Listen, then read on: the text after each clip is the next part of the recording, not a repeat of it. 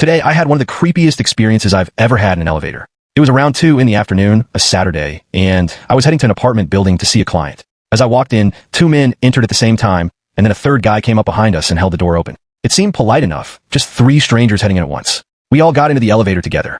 The first 2 pressed their floors, and I hit 20. There was a bit of confusion about which buttons were already lit, and the first guy got off around the 12th floor. That's when I realized it was just me and the last man left. He wasn't pressing any buttons, just standing there, watching me. At first, I tried to ignore it, but then he said, "Can you go with me?" I said no, firmly. He paused, then asked, "Can I go with you?"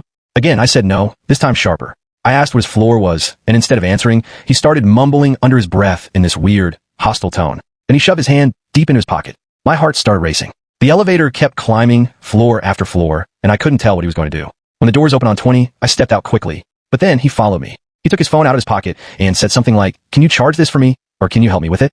I said no again and walked down the hall. He didn't exactly chase me, but he lingered. He picked up someone's Amazon package from the floor and just stood there, pretending to read the label while watching me. I finally got to my client's door, knocked, and slipped inside as soon as it opened. Even after I finished and left the building later, I was shaking. I took out my pepper spray, just in case. I hate that I felt so afraid, but honestly, something about that man didn't feel right at all.